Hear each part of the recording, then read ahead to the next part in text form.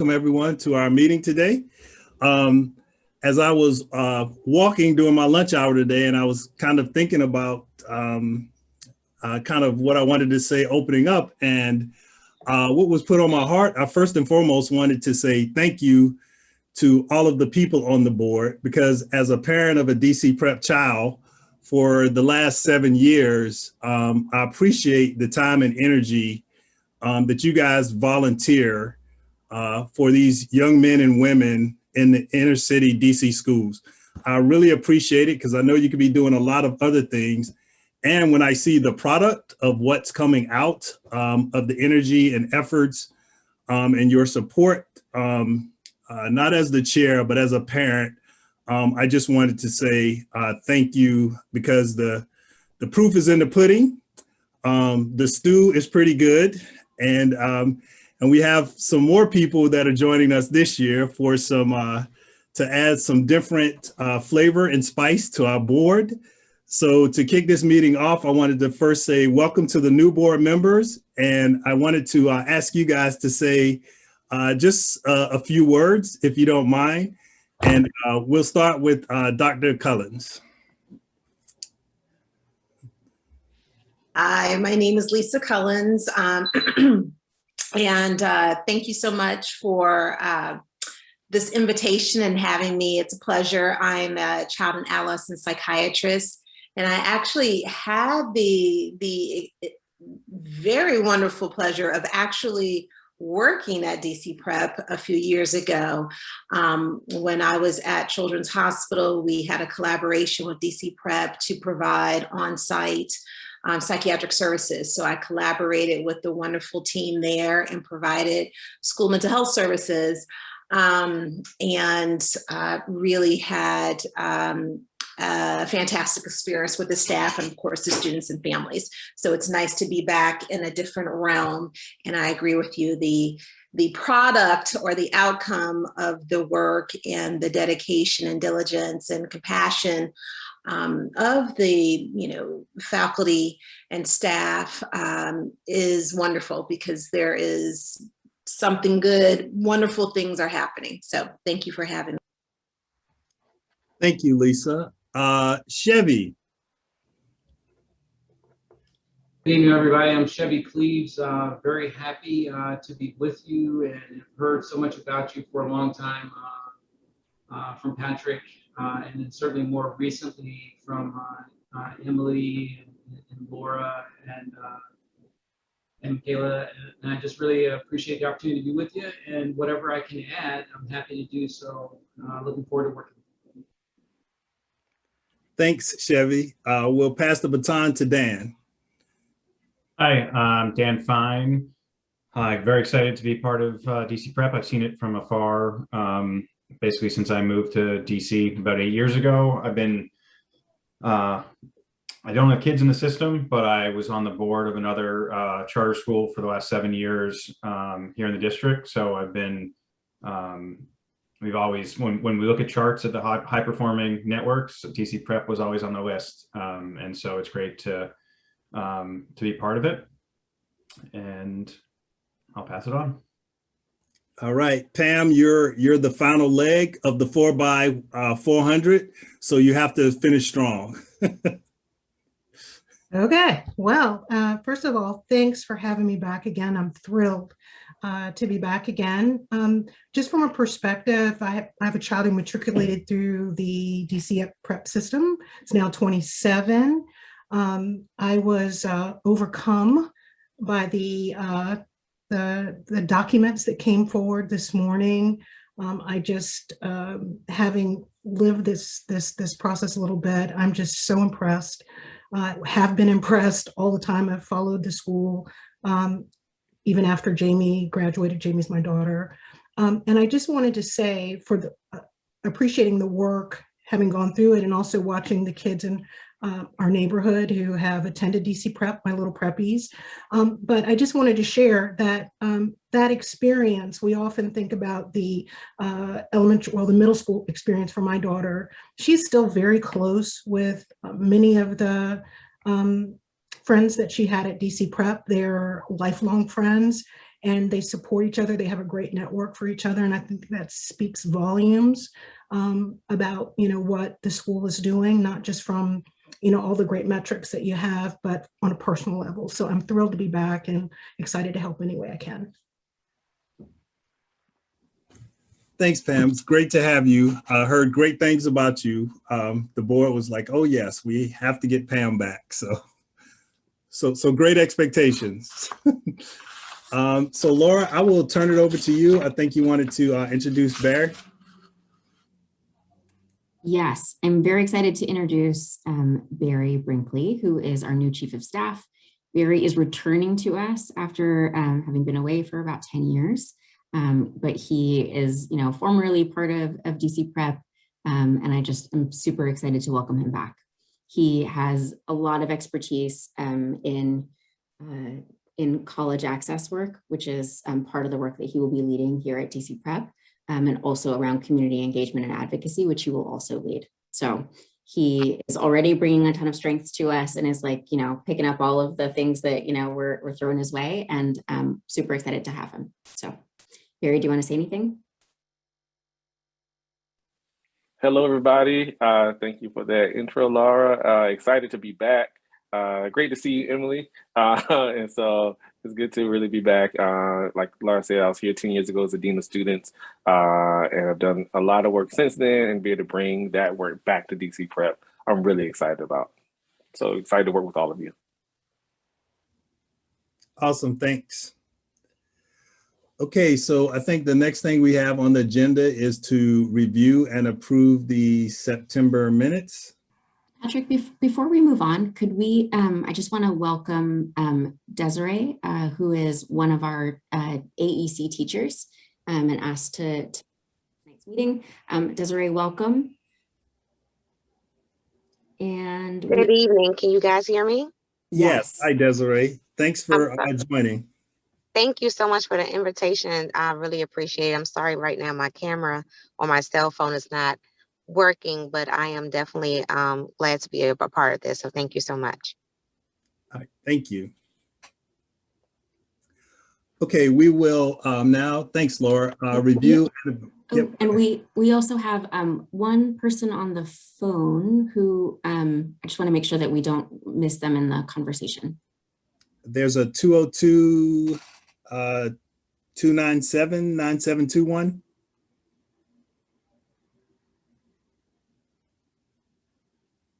Could you identify yourself, please?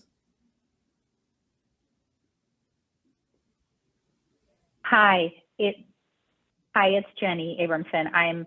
I won't be able to be on the screen the whole time, so I'm listening by phone. Okay, thanks, Jenny.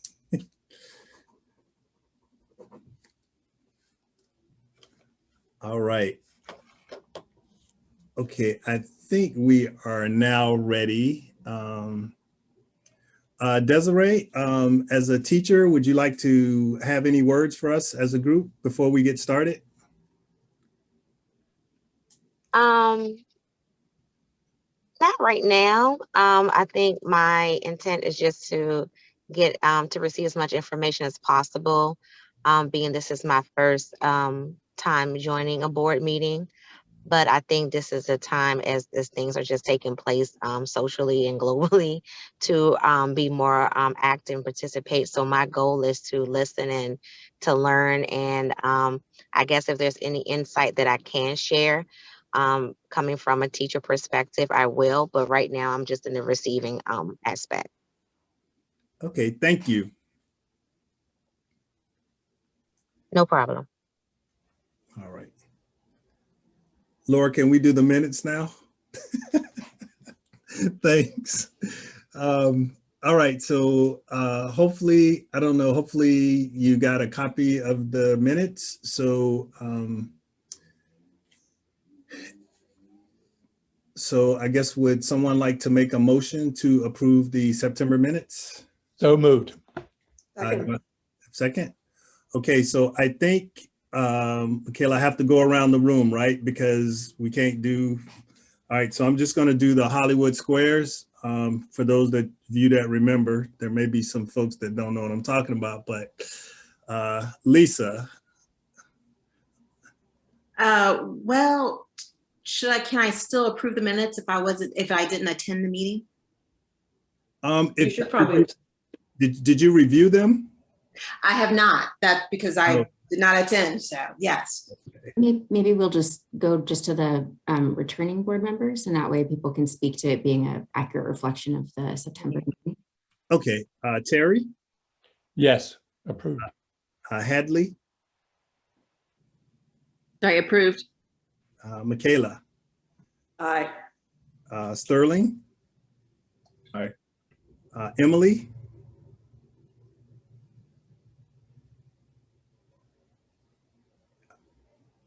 Emily.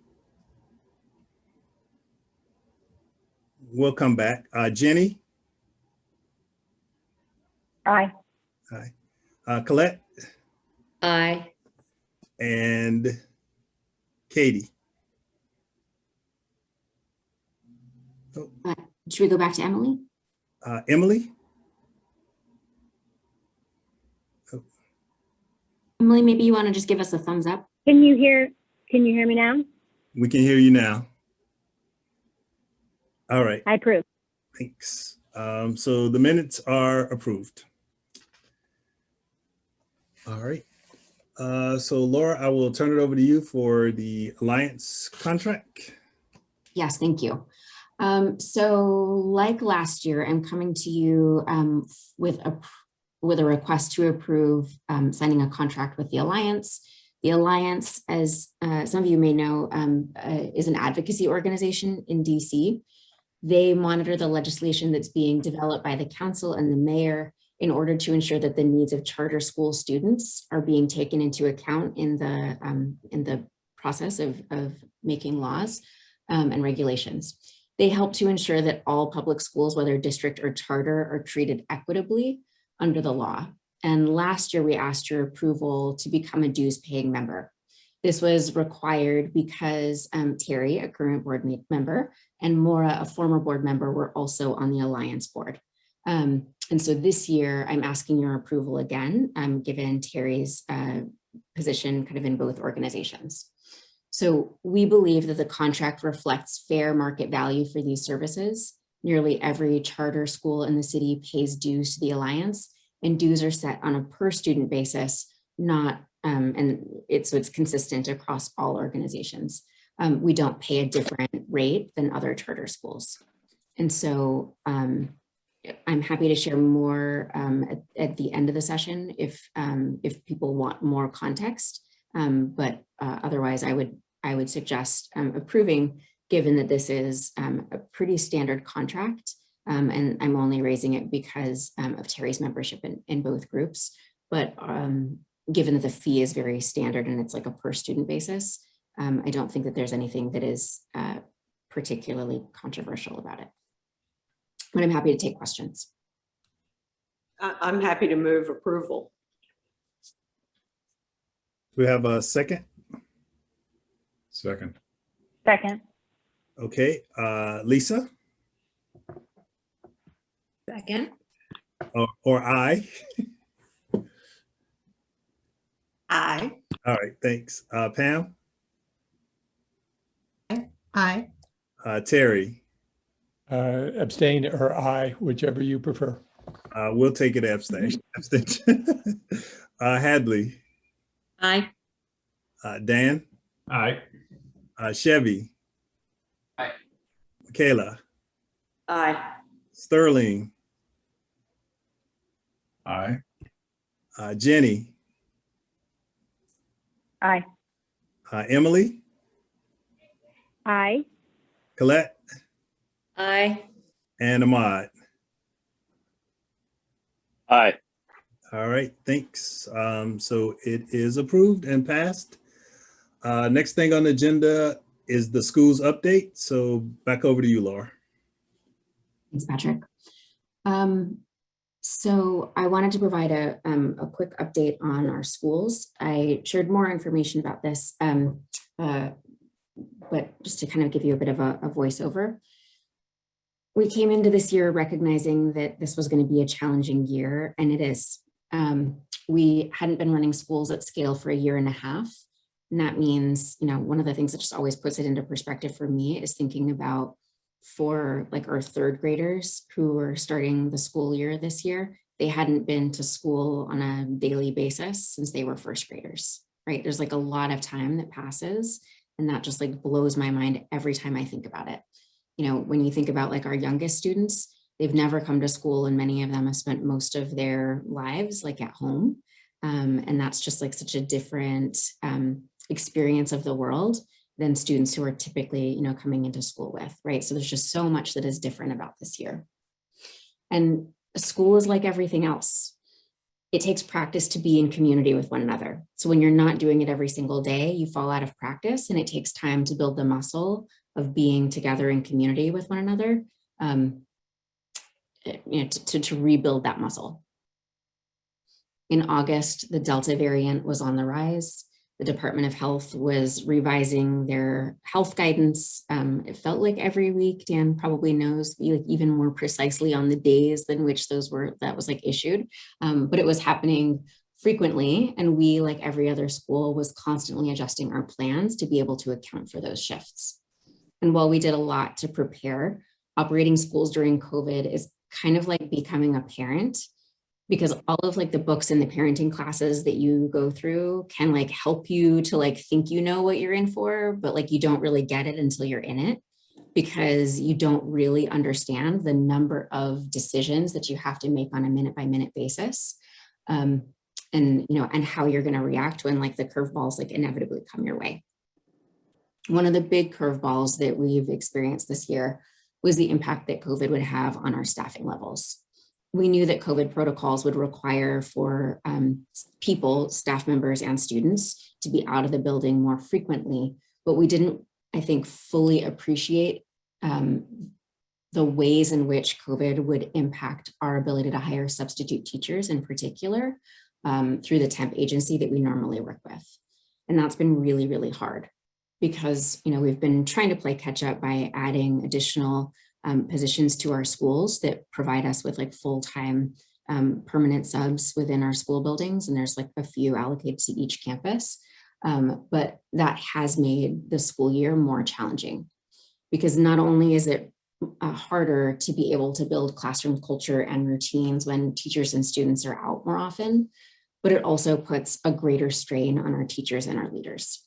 Leaders get pulled in to cover classrooms, which means that they then have less time to be able to coach teachers and problem solve. And that is particularly challenging this year, because we're juggling so much change, not just due to COVID, but also because of we're finally like putting into practice all of the org evolution changes that we've been planning for a long time. So that means that our schools are staffed differently, our leaders are playing different roles, and we're making big changes in our student code of conduct, and all of those things are happening at once.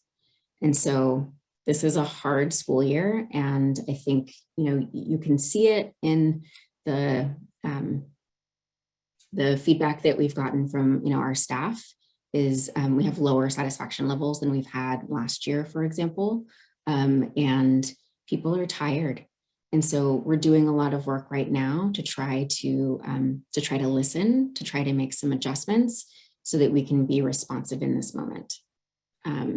So I wanted to, you know, kind of give that context. You know, we'll take some questions now, and, you know, obviously we'll spend more time, you know, in our next meetings talking about this in a lot more depth. Laura, I was just going to, if you could just talk a little bit about your decision for this upcoming Friday to give the teachers and the school a little bit of a break based on your feedback and exactly what you're just talking about. Yeah, so as all of you know, we take instructional time like really, really seriously, right? You know, it is important to us to make sure that we are providing our students with like everything we can, and also that we're really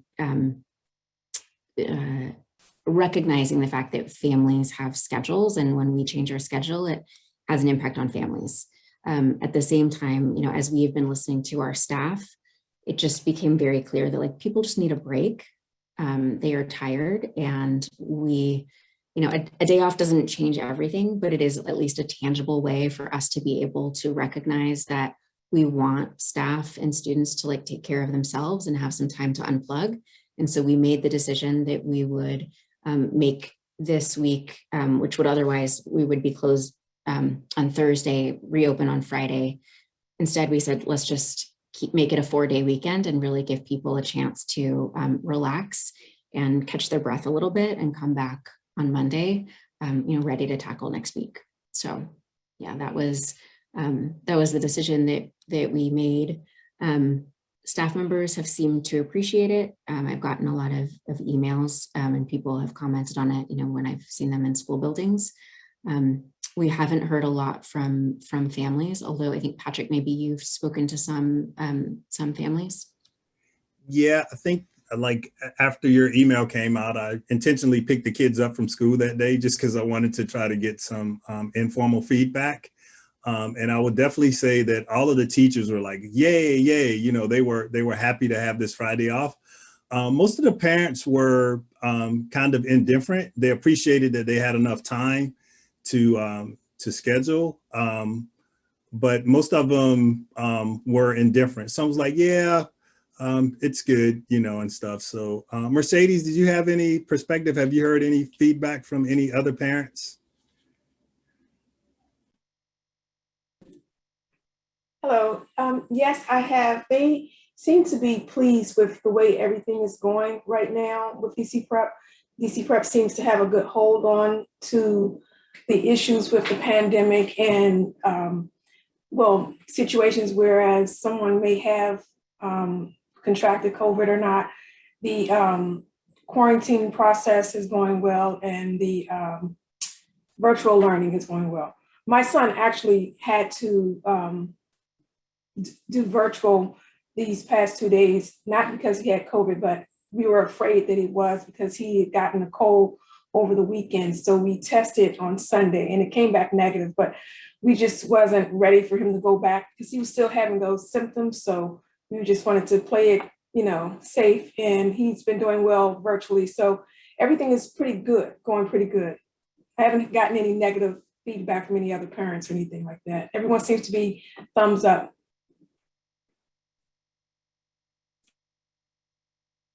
I'm glad to hear that. Thank you.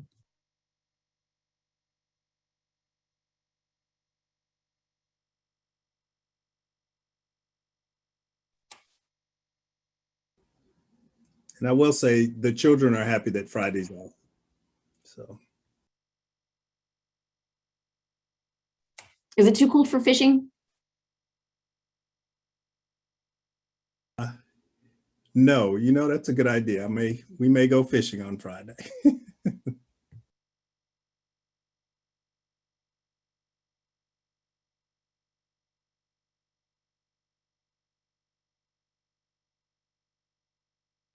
Any other comments or questions to Laura?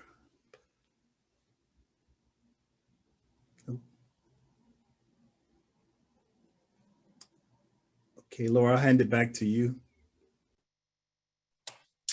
Great, then I'm going to pass it to Dan, who is going to talk with us about the audit. Okay, hi everyone. Thanks, Laura. So let's talk about the audit. As you all know, it's critical that we're good stewards of our resources so we can see those positive impacts we were just talking about for our students. And the audit helps us describe that stewardship of the resources every year. And every year, our audit committee reviews the results of the audit with the auditors, and we bring those audit results to the full board.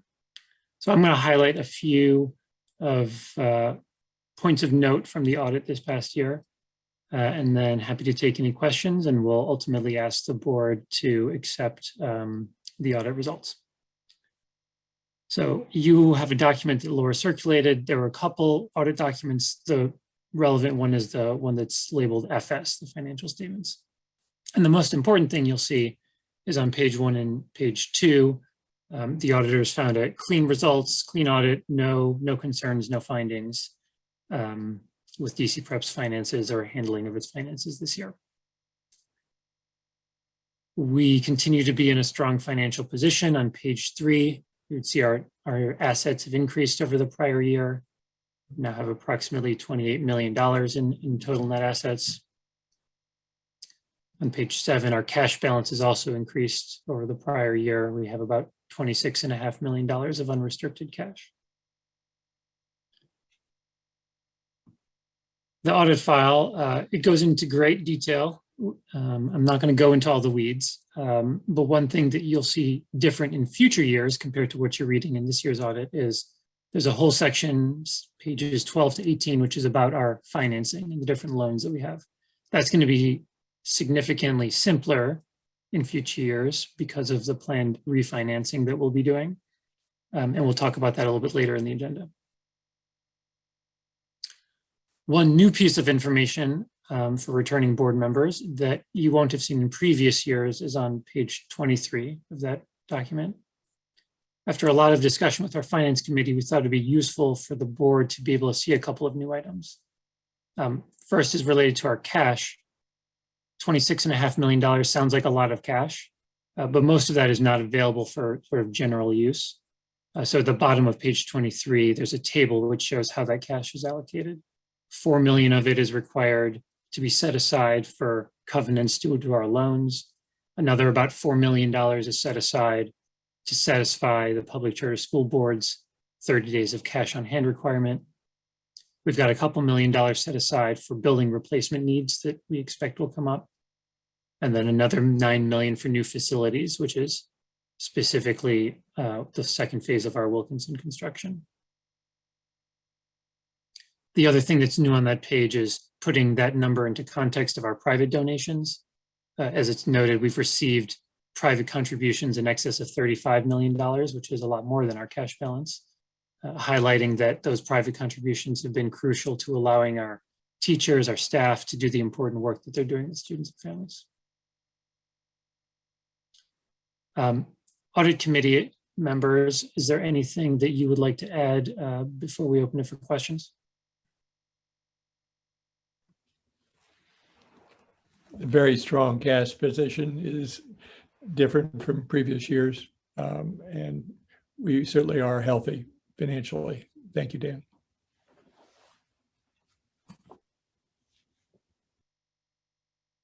Thanks, Terry. The audit committee reviewed and recommended at their October meeting that the board vote to accept the audit. Happy to take questions, and if there aren't any, then maybe we'll move to that vote.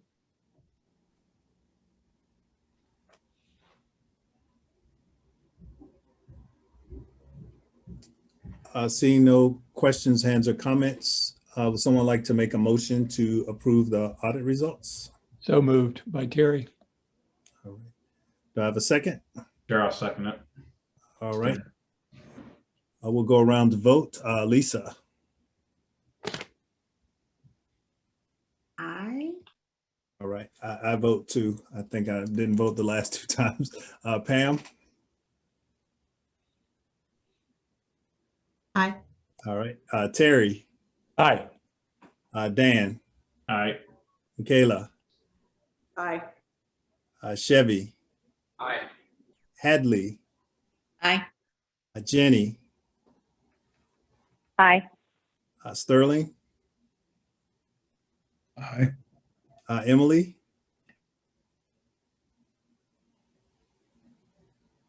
We'll come back. Colette. Aye. Ahmad. Aye. Mercedes. Aye. Emily.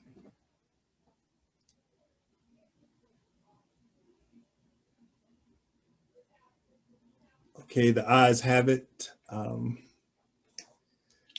Next agenda item is the AMC update. That'll be Niels and Dan.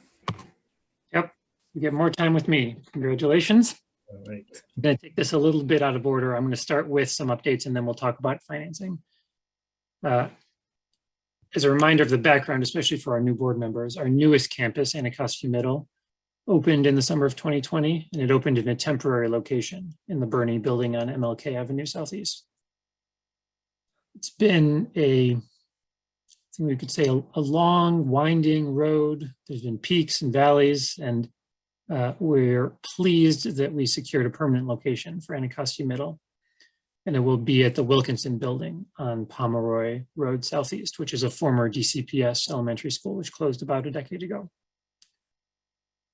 The lease for that location was signed on October 4th. So it's official. Extensive renovations are needed, and those have started and will be continuing.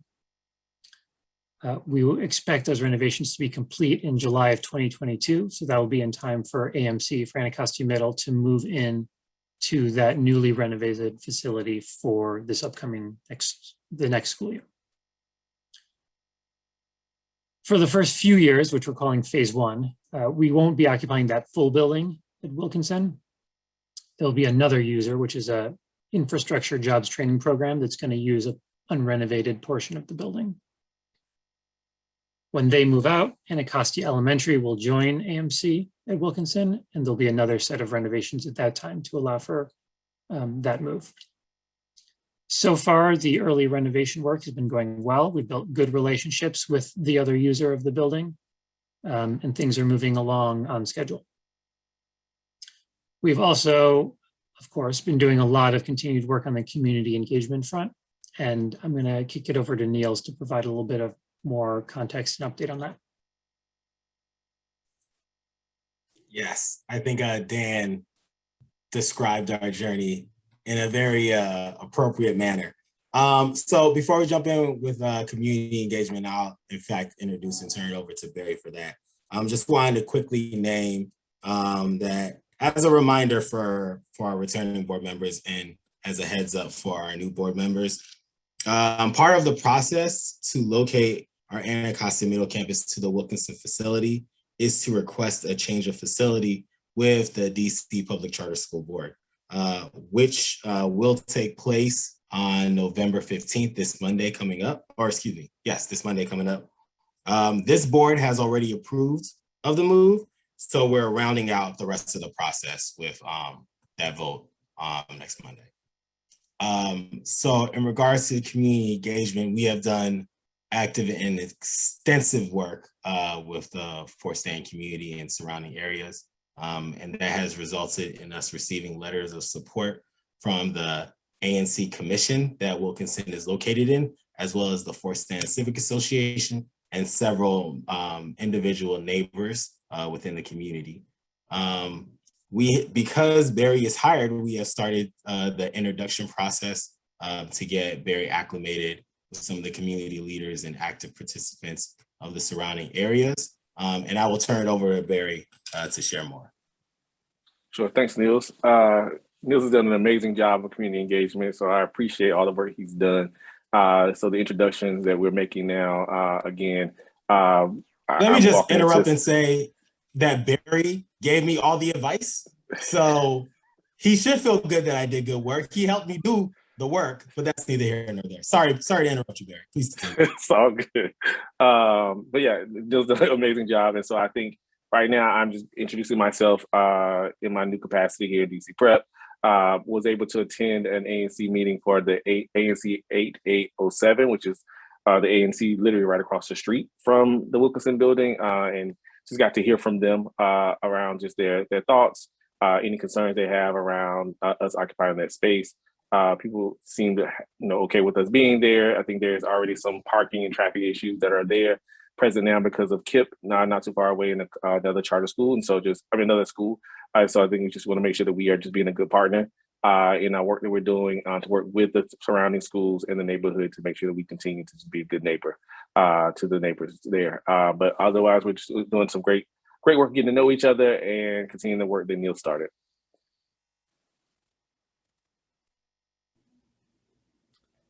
Thank you, Barry. Thanks, Niels. Thanks, Barry. Maybe we'll pause for a second to see if there's any questions on that, but if not, I'm going to move on to financing.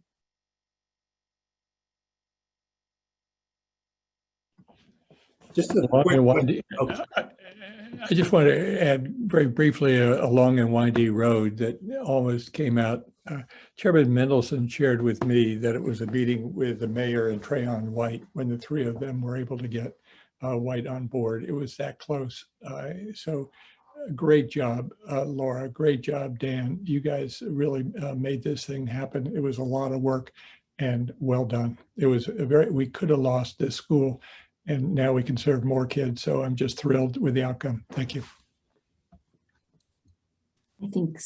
Thank you, Terry. And I think so much work did go into it. And I'm very, very grateful for the work that Niels did for such a long time to really demonstrate to Councilmember White and others that we were serious about being good partners. And I think it really was that allowed him to be supportive of us in the end. And so you're right that it was a long road, and I'm really, really grateful to everyone who played a role in this. And Dan and Niels, like you guys did such a tremendous job, and thank you both. And Terry, you did such a, so many of you, this was like really a team effort.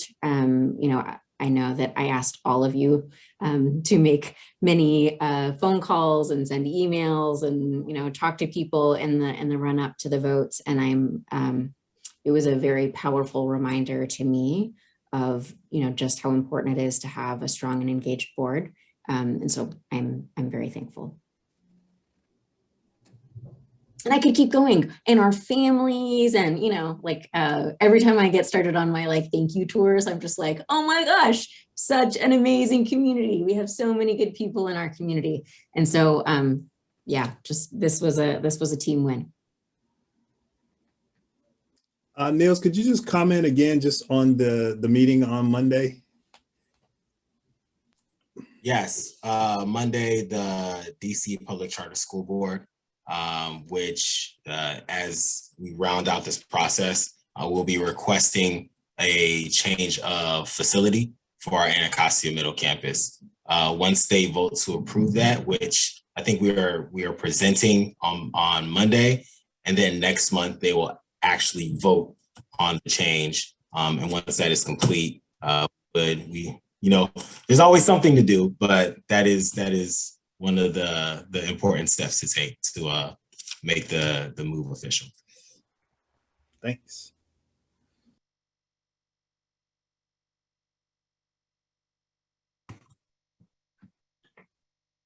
Okay, so I'm going to move on to the related but distinct topic of financing, because it's related to Wilkinson and to AMC, but also involves our other campuses. We have a few financing needs that are lining up. First, we of course need to finance the renovation costs at Wilkinson, particularly phase 1 is what we're focused on now.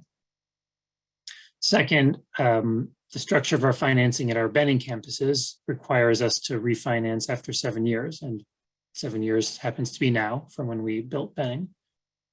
And third is not exactly a need, but we're also refinancing the debt on both of our Edgewood buildings because the terms are beneficial for us to do that. We shared some of the details of the financing at the last board meeting, but just to hit on some of the highlights again, it's a 20-year financing using tax exempt bonds, a very low interest rate, about 1.7% as of now. 75% of that debt will be at a fixed rate using an interest rate swap, and the remaining will be at a floating rate based on standard index interest rates. The board previously delegated responsibility to the Finance Committee to review the financing, and the Finance Committee did so. We're now ready to come back to the board and ask you to vote for approval. And there's 2 specific items that we circulated and we're asking you to vote on. The first is a board resolution that authorizes the tax exempt bonds. It authorizes the interest rate swap that gets us that fixed rate. And it delegates authority to me and to Laura to sign the documents at closing.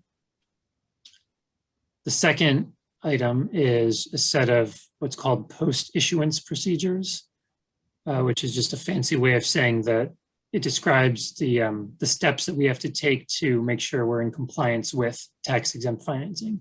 It's one of those required things that you have to do when you take out tax exempt bonds.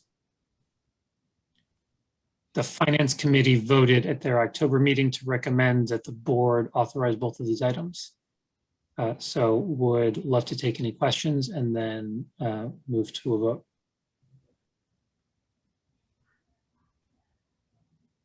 Hi, Dan. This is Emily. Can you hear me? I can. Great. I remember when we originally did the new markets tax credits deal, and the idea is that at some point, a significant portion of the debt becomes forgiven. And I think that would happen now with, the original debt you were talking about. So can you describe whether that benefit really came to pass and what that would mean for us? Yeah, it did come to pass. It makes a huge difference for us. The new markets loan was $27 or $28 million, somewhere in that range. Those of you who still have the audit open can fact check me, it's in there. 7 or 8 million of that will be forgiven. So the amount that we're refinancing is about $20 million, significantly less than the original amount of the loan. And so that difference is that chunk that was forgiven. So in that way, though there are some downsides to new markets, in that way, the new markets have been very beneficial for us.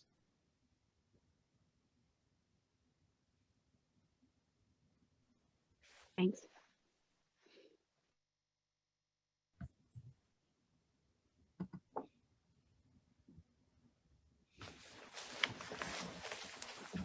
I just wanted to weigh in as a member of the Finance Committee that Dan and the team and their outside experts from this group called the Y River Group, who consult on many charter school financings, just did a fabulous job on this, including negotiating with the bank. And I think we have ended up in a fantastic position. So just strongly endorse the good work that's been done and where we've landed.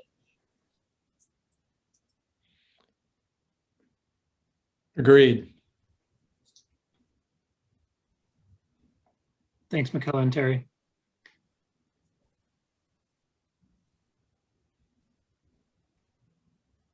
Dan, any more comments? There's no further questions. I think we, with your permission, can move to a vote.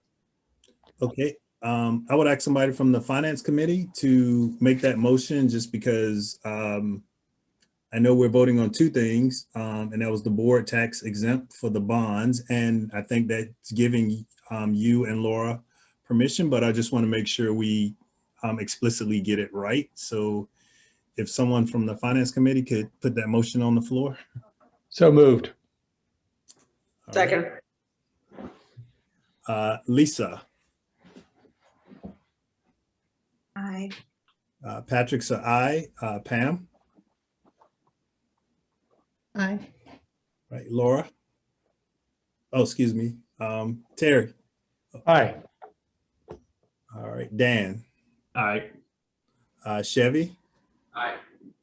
Hadley. Aye. Michaela. Aye. Jenny. Aye. Sterling. Sorry. Aye.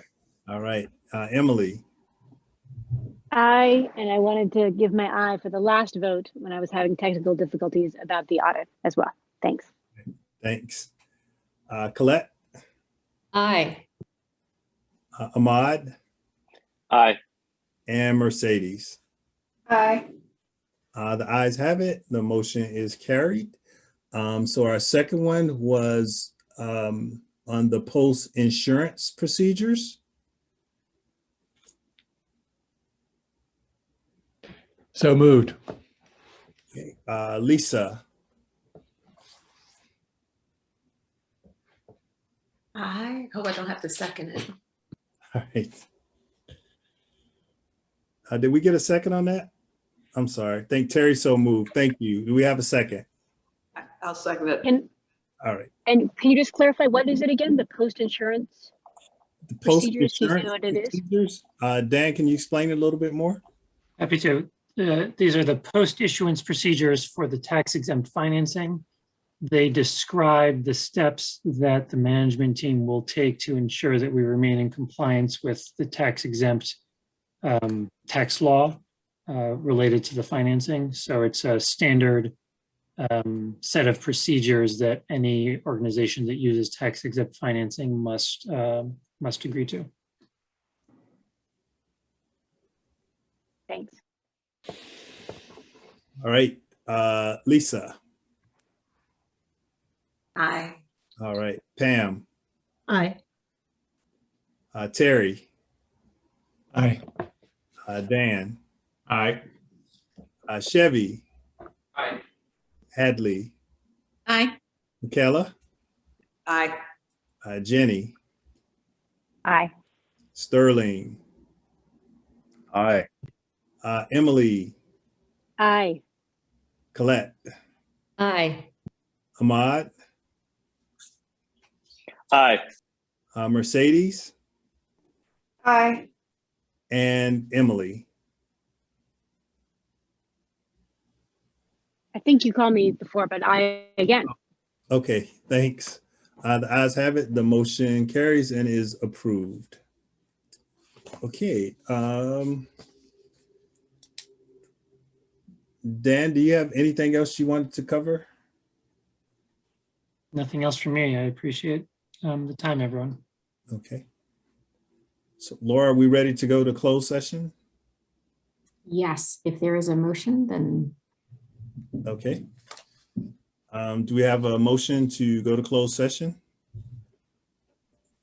and the closed session, Laura, you're the best. The closed session matters would include personnel matters, including the appointment, employment, assignment, promotion, performance evaluation, compensation, discipline, demotion, removal, or resignation of government appointees, employees, or officials pursuant to DC Official Code 2-575B10. Doesn't that sound very official? It does. Okay, do we have a motion to move to closed session? So moved.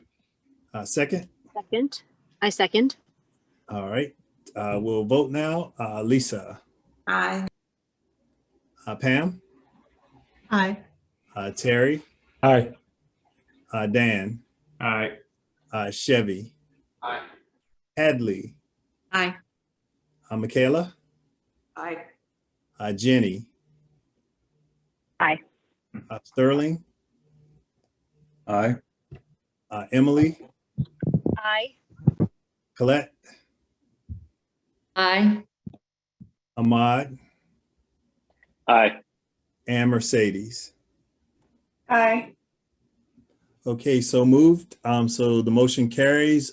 We will move into closed session. So Laura, you're gonna hand it off to Hadley, I think? Yep. And I'll record.